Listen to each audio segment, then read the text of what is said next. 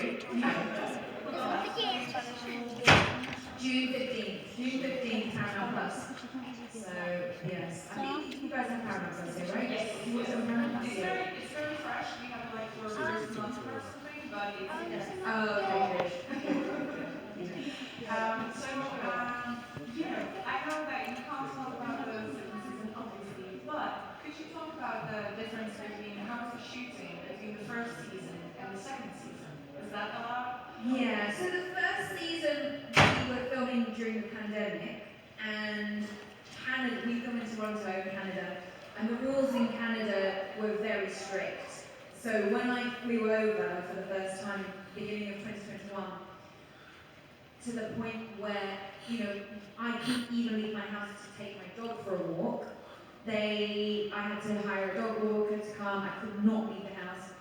And, and they had people coming to the flat, they knocked on my door. And thank goodness I didn't break the law, because I was terrified of breaking the law, because I thought, oh my god, if I go out and they catch me, I'll be deported and I'll lose my job. So I was like really strict with all the sticking to the laws. So we were a new cast, apart from Ethan, Anson, and Rebecca. And so it kind of worked, because although we got on, we couldn't really blend and get to know each other on a deep level, because we weren't allowed to socialise either outside of work. So there's only so much you can talk about when you're on set waiting to go and film. So it really was art imitating life. We were a new crew coming together on this ship, in Toronto, so it worked very well for season 1, because we weren't supposed to know each other that well either, anyway. So then season 2, obviously it makes sense that we now have spent time together, and the rules were more relaxed season 2, and so it's kind of naturally evolved, and although Canada is very, very cold in the winter, thank goodness we're not filming in the winter this time. It was, I don't know if I can, I'm figuring out if I can say this. Well, we won't tell you if you're going to say that. Oh no, those people will on there.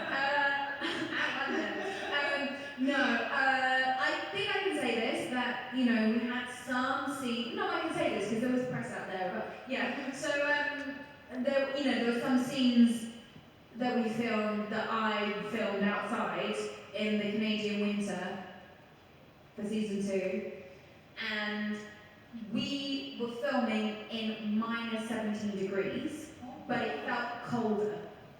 And I was in a leather jacket, jeans, and it was absolutely freezing, and it was snowing. So we would press record, right? They'd call action, and then by the time we cut, it'd be like a layer of snow all over our heads, like that we had to brush off every take. So, and for some reason we managed to find this kind of area, this specific corner of Toronto where the wind was just like howling, and it was the coldest part of Toronto, I'm sure, that day. So that was harder. And because we were doing press at the same time, like premiere season 1 during season 2, there were no real proper days off, because when you're not working, you're doing press or you're preparing for the next episode, and sometimes you don't get the scripts until a few days before you start shooting the scripts. So it was a lot more intense. Season 2 was a lot more intense. Season 1 was intense in a different way, because you're away from your family and you're not kind of able to connect properly.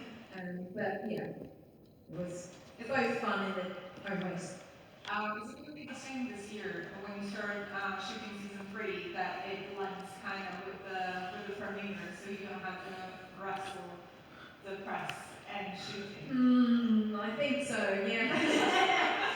I was kind of like hoping that they push it a bit longer. I was like, because it is quite intense.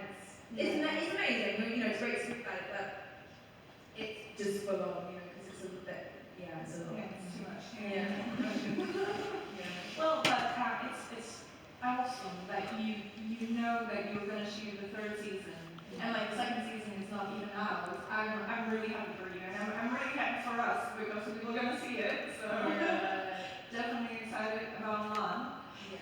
But if you can talk about the character itself a little bit more, because she's like you have a knack for badass characters, but she's not just a badass. She's also she's also vulnerable. Like she's gone through all this trauma, this PTSD that she has, and I think, well, I hope what makes her likable and inspiring is that she fights to overcome her weaknesses, her vulnerability. Like, yes, she has been through all this trauma with the born and losing all her family, but she still see she's fighting to overcome that. And I think that's what makes the characters engaging, because, day to day, we all have people in our lives who are like, oh, this is so, complaining, my life is awful, this happened, that happened, oh, complain. We get it for free. We don't want to see that on the screen, right? We don't want to pay €7 a month to watch that, right? So we want to watch engaging characters who, yes, they may not be winning or overcoming it, but at least they're trying. Generally, we like people who try their best to get over the adversity in their lives. So did you get any, like when you approached the role, did you get any inspiration for the role, or like how did you connect with that? So what I do is I use stuff from the technique that I use. It's the Chobot technique. I'm now very good friends with Ivana Chobot, who created this technique. It's her technique. And so it's about using all of the, excuse my French, shit that you go through or have been through. We've all been through it, right? We've all got a certain degree of trauma in our lives, from childhood.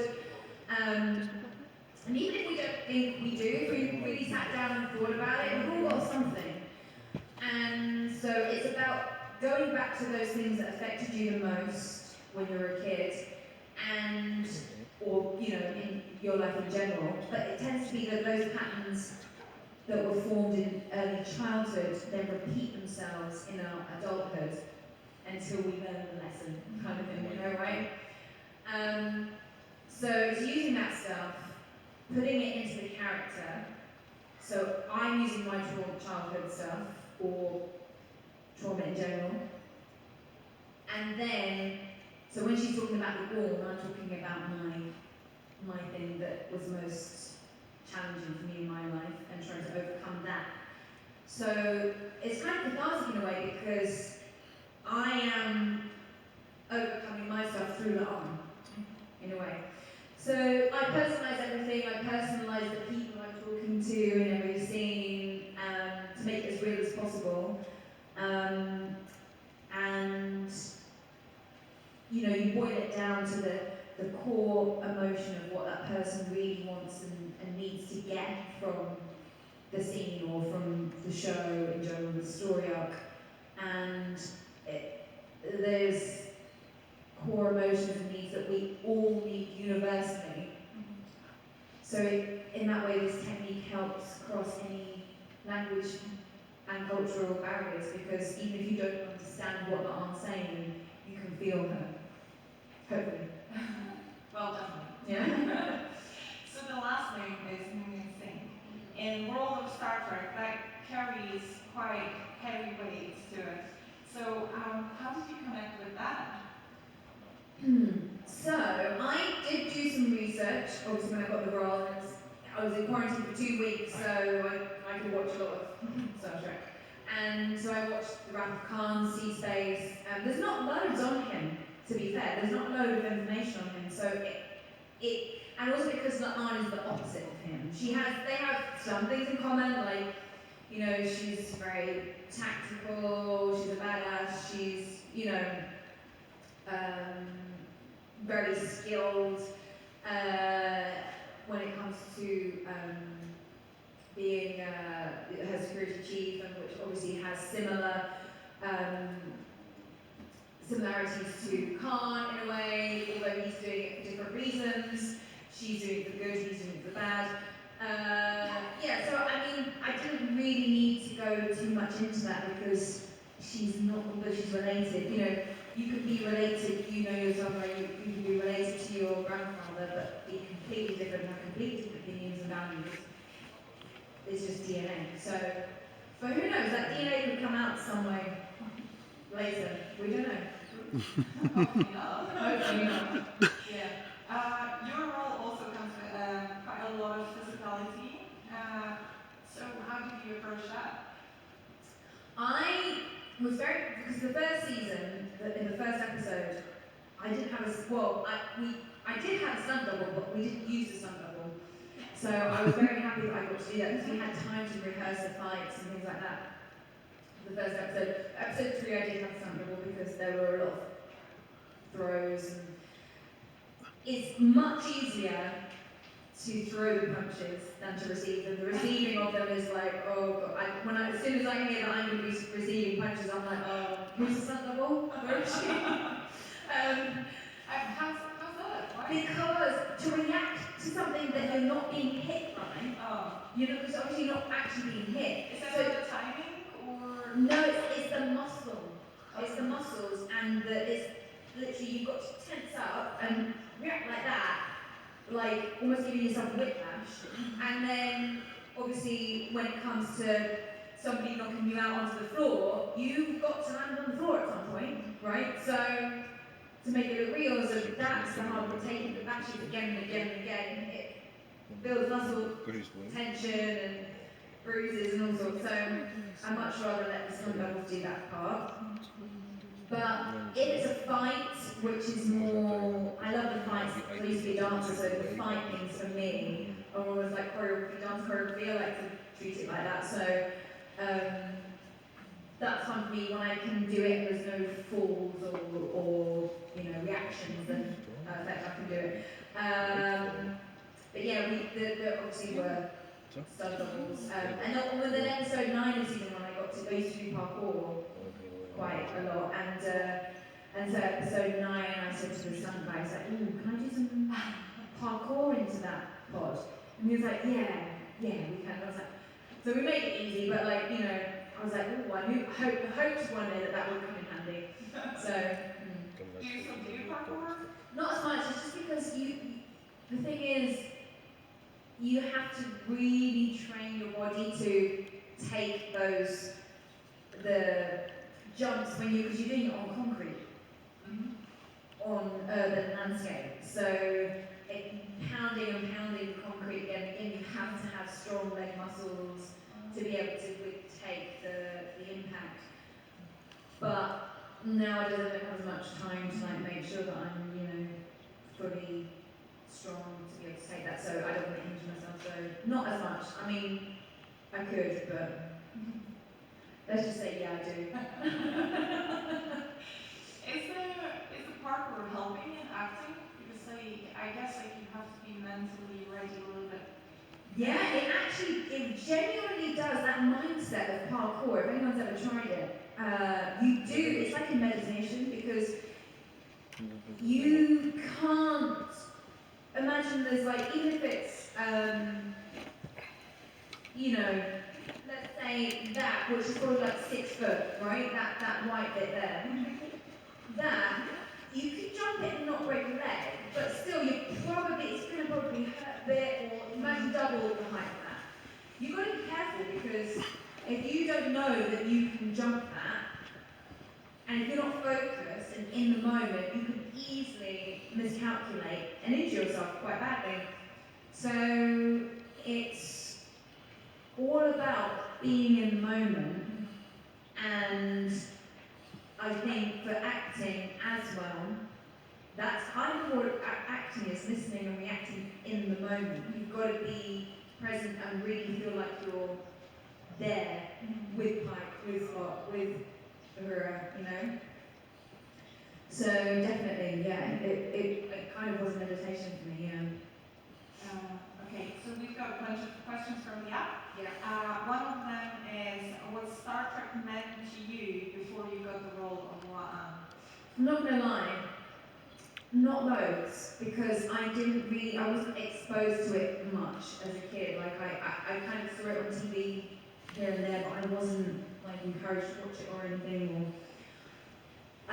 So I became a fan through being in the show, and it was only when I got the job. The day I got the job, I was on a plane 7 days later to go to Toronto. So it was all a whirlwind. It was all like, whoa, what's happening? And it was a job, and I was just, getting through the job, getting through the day, trying to get through being away from family and friends and all of that stuff. And it was only when season 2, I was flying to New York for the premiere, and just as I was at the airport, I'd seen the post that they posted the titles of Strange New Worlds. The first time I'd seen the titles, and I watched that and I cried because I was like, oh my god, I get it. I get it now. There's all these people in this ship, the USS Enterprise, and the music, and how it reflected the original series and all of that, and seeing the Enterprise go to these different planets. I was like, oh, I get it. I get why people love this now. So my journey was from within the show. But yeah, I'm very happy to be a part of it now. Now, in hindsight, I'm like, oh, thank God I took that job. Yeah. But when you did the audition, right? Like you didn't care that much. No, I didn't, because number one, I didn't know it was Star Trek until the late stages of the job, at the audition, and also, I was like, well, but to be honest, I don't think I'd have got the job if I'd have been such a big fan. Because sometimes when you want something so much and you need something so much, it goes away from you. Has anyone ever felt that? Where you're like, oh, I need it, and then you don't get it. But when you don't want the things you don't want so much, they just come to you easily. And because I wasn't bothered about this one either way, it came to me. So I think it was in my favour really to not have been a fan beforehand. So I have a question that I saw you got a couple of times, but I want to ask again. Yeah. Did you feel anything from the set? Oh, yes I did. I saw a few things. Can you say? What are you going to do? Find me? Yeah, I saw the tribble. Oh no. And I was going to whisper it then, but what was that going to do? And I went over from Pikes, something of Pikes, and that was it really. So you would just feel some more for next season, from each season. Yeah, each season, I mean, there's one thing from each season. It's fine. I mean, they've got loads of it.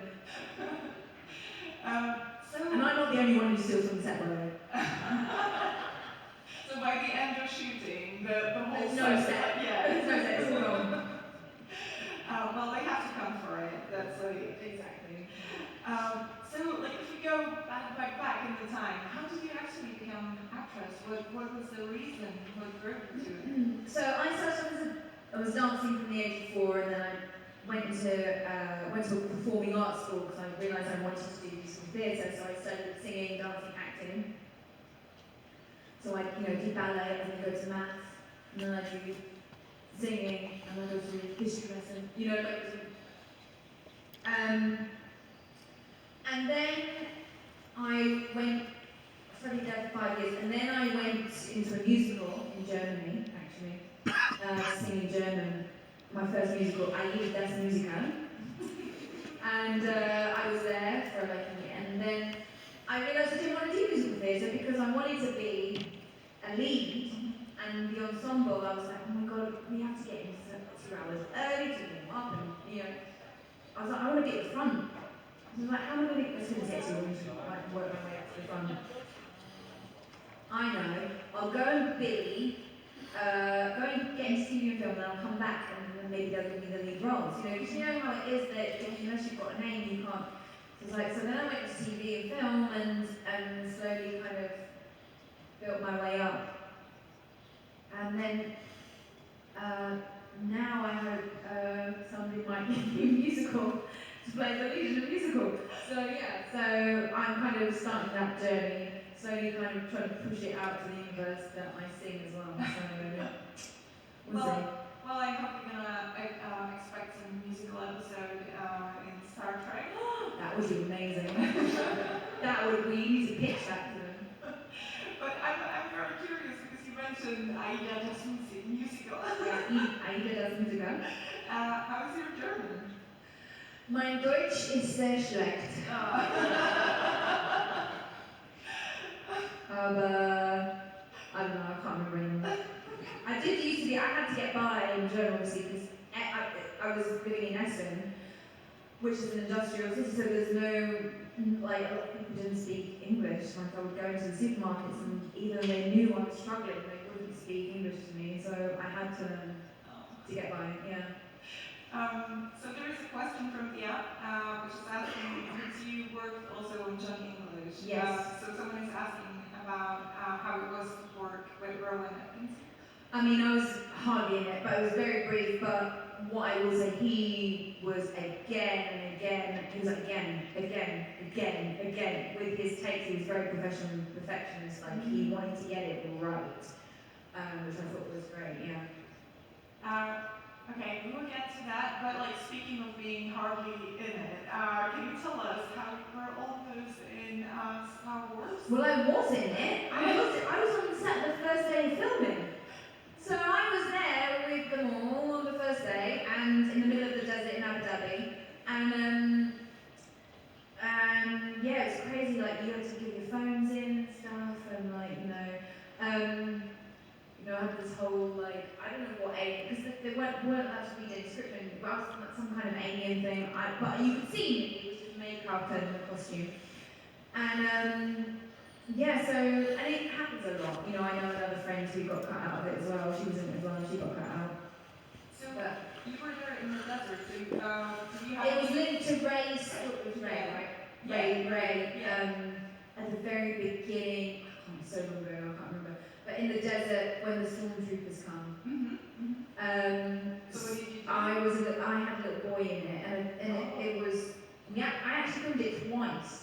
I filmed it once in the desert, and because I think, well, I can't really say why, but there was a reason why we had to film it again. We filmed it in London at Pinewood Studios against a green screen. So I got paid twice to do it, and then didn't even end up in it. So I was like, wow, more for you. And so, yeah, but it was a scene basically with, it was kind of, there was this explosion, and I can't even remember why I was on the, but I was trying to, it was to show how Daisy's character was alone, and I was leaving the planet with my little boy, and then there were all these like explosions went off, and we couldn't, they told me we're going to rehearse the explosions, and then we're going to do it for real, right? So they were like, because J.J. Abrams, there was 3 sets in the desert, and he was going around on a buggy. He would set up the shot, go to the buggy to the next set, set that up, go to the buggy to the next set that up, come back, and we'd be ready to shoot. But I was clever actually, the way they did that. And so he was like, oh, can you just, at the end of the scene, how do you get proper tears? And he just really cried. Because there's no, like, he's making, some of it he's like going off the cuff, right? And he's like, just, let's do this now. And can you like full on cry? And I was like, yeah. Yeah, of course. He goes off and I'm like, oh my god, what am I going to do? I have to pull this off, right? I was like, oh, we'll get a run through because he said we're going to practice the explosion so I know what's happening around me. All of a sudden, the first assistant director comes to me, he's like, okay, we've got to go with the shot, we've got to go now. And I was like, yeah, no rehearsal, we've got to go now, we're losing the sun, we're losing the light. Okay, Christina, in position, are you ready? I was like, oh my, I have no idea what I was going to do. I had to just break down, as he was like, break down as if your son's died. I was like, okay. And I was looking up there, I was like, please, if there is a God, bring this to me now, because I need it. Anyway, so, and action, and thank God it came in the moment. And I was like, oh my god, I cannot fail in front of J.J. Abrams. But yeah, so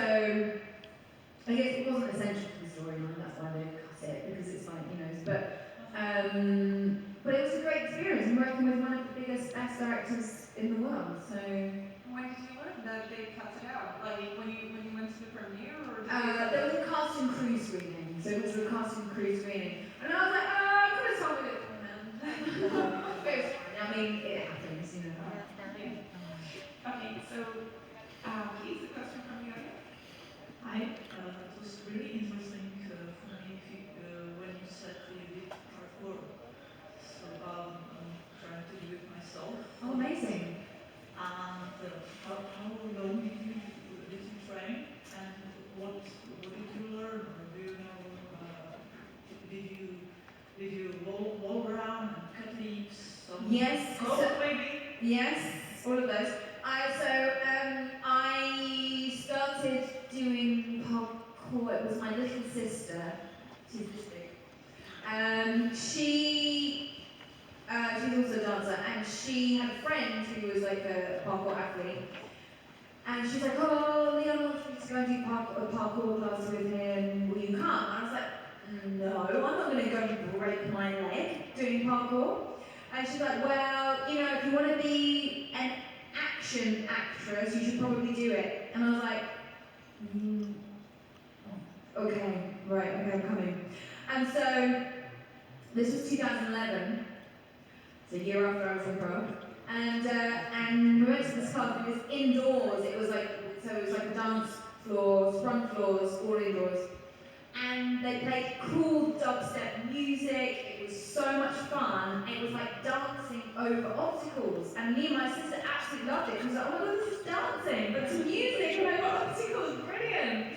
And there was like this slide monkeys and step vault, basic things to begin with, and then obviously then we built up going outside, and then we were like, oh, you have to do proper parkour, you've got to go outside and do proper parkour, and all weather parkour, you've got to do when it's raining, if it's snowing. There's like this event in London called Winterval, where no matter what the weather, you've got to go out and do parkour. And so, cat leaps. It's a great community, especially in London. I've been to Venice, there's a community there as well. So whenever you travel, you just look up communities on Facebook. It's such a great community. You go all over the world to do it, And I would just go out and train with other my sister or the friends I meet, or from the coaches. We do regular class, and I got to the point where I was doing it like 3-4 times a week. And also training, doing the the support the parkour impact, like doing strength training and conditioning as well as part of the training to be able to withstand the impact. I think probably the scariest thing I did was one of they call it breaking a jump, right? So probably one of the scariest things was actually, it wasn't that big of a, it was a big jump for me, but let's say it was from, that feels like a jump that I could potentially do, from there to there, but off the ground like double that height.